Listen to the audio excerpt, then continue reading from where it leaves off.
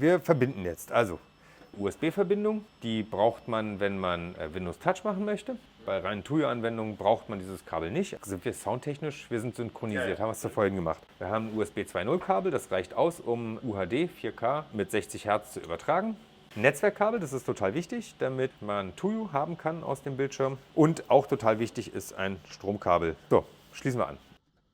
Also der Bildschirm hat zwei Seiten. Die eine Seite befasst sich mit Strom. Da ist der Stromanschluss und der An- und Ausschalter. Auf der anderen Seite sind alle Bedienelemente des Bildschirms. Der Umschalter für Tuyo und USB Touch. Der Netzwerkanschluss für Tuyo. In den gehört unser Netzwerkkabel rein. Daneben ist der USB-Anschluss für Windows Touch. Dann haben wir einen DisplayPort-Anschluss, DisplayPort 1.4, zwei HDMI 2.0-Anschlüsse und einen HDMI 1.4-Anschluss. Netzwerk in den Netzwerkanschluss unseres Rechners. USB in einen USB-Anschluss, HDMI in einen HDMI-Anschluss, Strom in eine Steckdose.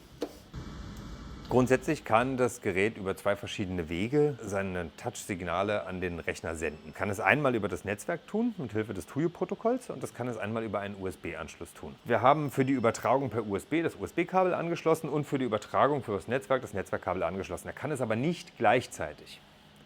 Um zu sagen zum Bildschirm, übertrage deine Touch-Informationen bitte per USB und das USB-Kabel an meinen Rechner, was ich angeschlossen habe, muss man den Schalter unten drunter USB-Touch stellen.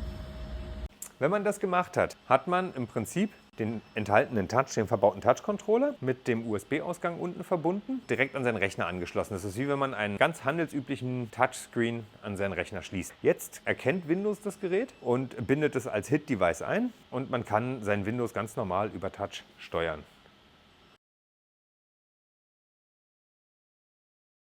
Wie ich gerade erklärt habe, ne? Über USB-Touch geht halt nur Touch. Über Tuyo kann man auch Objekterkennung machen. Genau, das ist ganz wichtig.